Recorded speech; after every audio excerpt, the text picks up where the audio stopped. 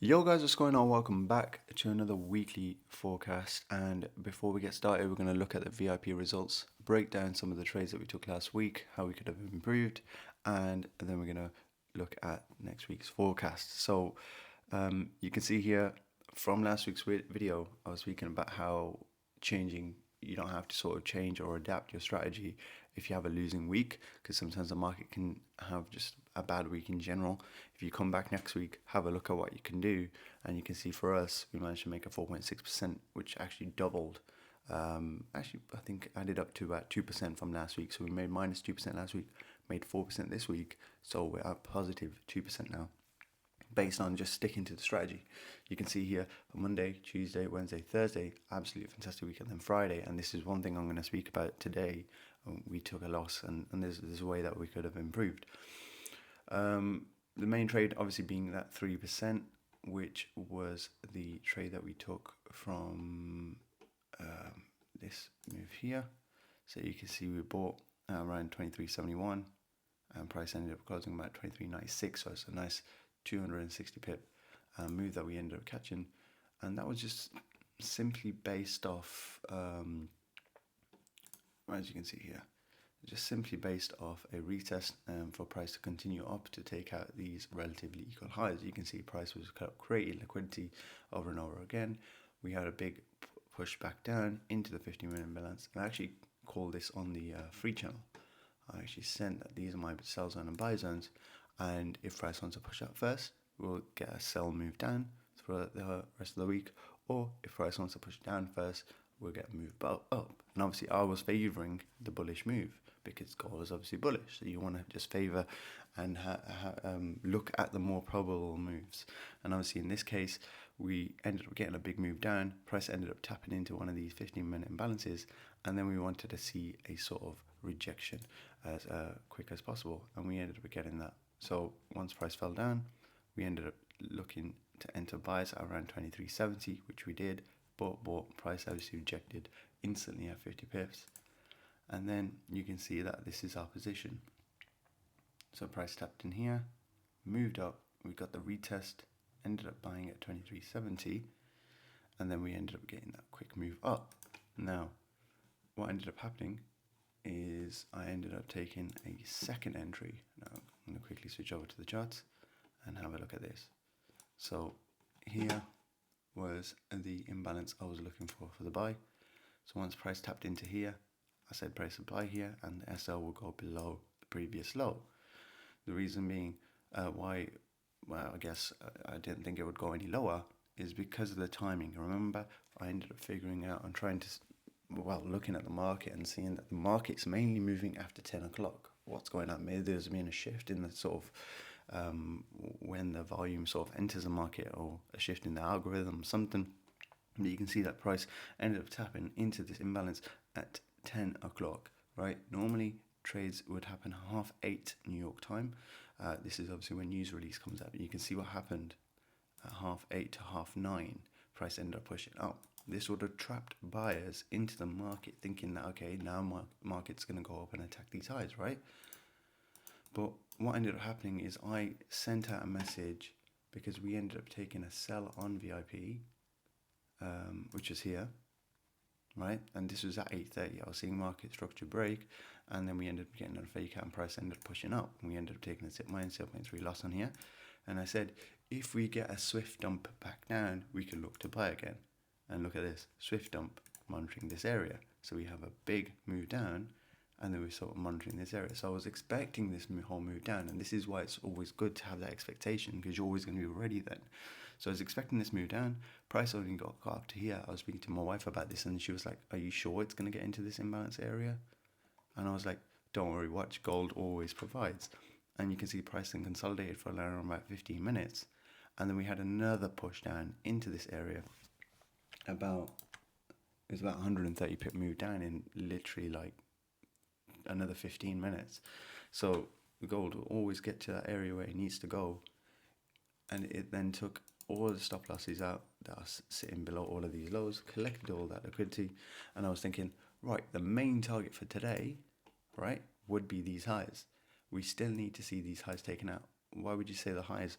Because the lows have already been taken out based on this move here, right? All of these lows have got taken out from this spike. Now what ended up happening is that this move after this spike ended up breaking structure. So you can see that price is moving down in a downtrend, and then this move took out and broke that downtrend. So the only thing left to do is wait for a retest and then for the market to go up. And obviously I know you can say that, oh, okay, it's hindsight away, so you're looking at the market and you can see it happening. But the thing is, I call this before it actually happened. I even sent it on the free channel after it happened. So after it go down, after the market would go down here, you would see a move up to the upside to break those highs. So anyway, just to cut that short, you can see that price ended up pushing up. We ended up getting that break of structure on a smaller time frame, and then price ended up coming back down. So I was looking at this and I was thinking, oh, we actually could enter a second position here, because this position right now is secured at entry. So I ended up taking a buy position about here and left it overnight with the SL at the original entry price. So you can see that this trade now is secure. So now the only risk I have is 0.5%, but you can see the targets will be at least, let's see, this one is around about 1 to 3 risk to reward ratio. So if you risk 0.5%, turns about 3, you make 1.5%. So you can see both trades now will be making 1.5%. This is how we made that 3% win. And then as I ended up waking up, you can see I was thinking, where are my trades gone? What's going on? Because I had zero float in P&L, and both trades hit take profit. A lot of people ended up making profit on the VIP. Where is it? Here you can see the reactions, absolutely fantastic. Everyone made money, so that was a great trade. And then price ended up falling all the way back down, and this is one thing I wanted to talk about on Friday and how it ended up trapping us. So Friday we had a move here, right? So you can see price ended up spiking below this level here. Let me remove these drawings and then quickly run through Friday's move. So price spiked here, and I was thinking, okay, price is moving up, we could get a retest for it to continue higher. Because the main aim for Friday is, because we had a big drop on Friday, we have to continue the trend, right? I'm expecting price to continue back up higher. So London ended up failing, and again, it should have been more smarter for me. I shouldn't have even entered London session, because every time I do, it doesn't end up working out. So I should have just waited, because we found out that moves technically happen, you can see here, after 10 a.m. This is a proof of that. You can see that price ended up making the main move after 10 a.m. New York time. And again, the day before, you can see here, find where 10 a.m. is. Where are we? Here. We ended up having the main move down after 10 a.m. Otherwise, over here, it was just dancing around, right? Manipulating right when US session opened. So again, we were looking here. So then what ended up happening is that we ended up taking a buy at 8:30, which was around about here. Ended up taking a buy here, SL below this previous low, and we were looking for price to continue up. It did go into profit, and then ended up absolutely reversing. But you can see we ended up getting spiked out, and once we got spiked out, and this is where I was burnt out, right? I took 2 losses, and now but my mindset was gone. I was confused. I didn't know what would happen, and I didn't like the fact that we left a equal low here, which is liquidity. So I was thinking, could it go lower? Could it spike out any lower? But what ended up happening is, after, you can see 9:15 till 9:30, and this is a 10 o'clock retracement here, right at 10 o'clock. Right, 10 o'clock right here. What happened? Price ended up pushing up. How many pips? Price ended up pushing up at least 230 pips. So the main move actually happened at 10. So I was saying to myself, if I actually only looked at the market around after 9:30, New York Stock Exchange open, I may have actually found the perfect time to enter. Whereas I ended up entering once at London session, which was a loss, and then once before the New York Stock Exchange opened, which was a loss. But the direction was correct, okay? So the main move I was expecting was for the price to move up. Failed, ended up moving up. So I could say that the analysis was there correct, but it's all about the timing, which wasn't correct. So I think that leaves us for the breakdown of last week. I hope you guys find that useful. And if you do, leave a comment if you found any of that useful, or you could have improved last week and you saw the way I explained these setups and you like the way I explained setups. Do leave a note in the comment section. But going into next week, you can see that no low has been broken yet in terms of a significant low. You can see price has kept this low. It came back down, and I said in the last week's weekly forecast is that if price wants to break below here, then you're likely to get a move down. But price didn't. Price actually held above this level here, broke above structure, came back to retest it. Obviously did a bit of spiky spikes, came back, moved up, and now it's sat here. Going into next week, I will be looking for a potential retracement. Let's have a look on the hour, 15-minute time frame. If we have any areas here, right, we have order block sitting here, so price could tap well into that a bit further down, and this could be a potential buy move on Monday to attack this high. So you have two highs now. You have two highs with buy side liquidity, and you have this one, and you have the one above. So I'm going to remove this sell zone here. We're still seeing bullish moves, and I'm expecting for price to retrace and move up to attack this high, and then this high is going to be the target for next week, unless and only if these lows are still intact. If price breaks below these lows and breaks below this low, then you're likely to see price start pushing down.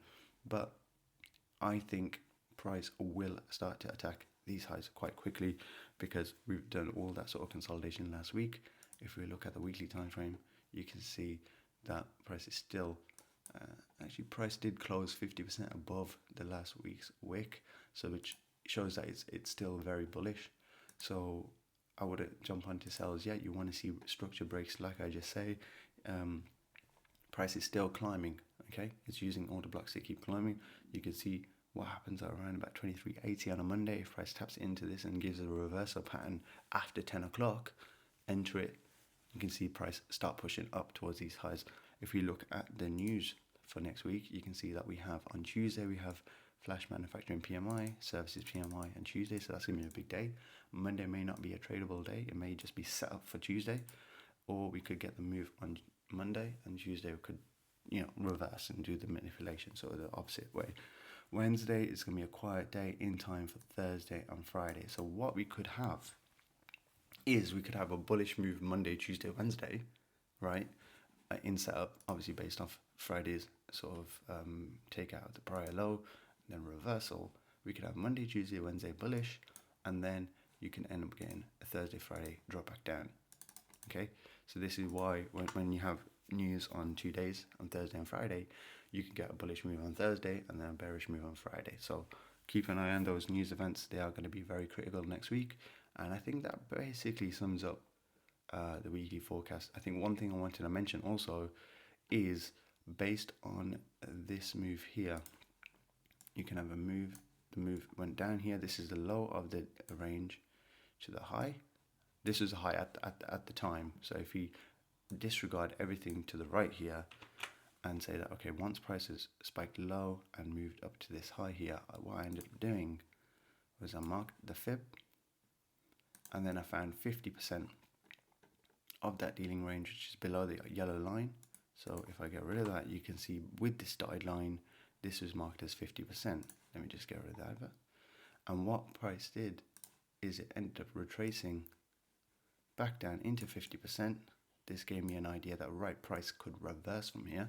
We have imbalance on the left as well in the internal range. Liquidity, price ended up pushing up, retracing, and then we got our bullish move. So that was the setup for the main bullish move, and I hope you guys can learn from that. And so obviously finding entries is different, and that's how we find the entries on our with our strategy. So that's only for the VIPs, but just looking at the chart and analyzing it like that makes it a whole lot easier, and you can start having that patience and not entering every single move and only entering the correct moves. So I think we should leave it there. It's been Always FX. Hope you guys enjoyed. Don't forget to like and subscribe. Peace out.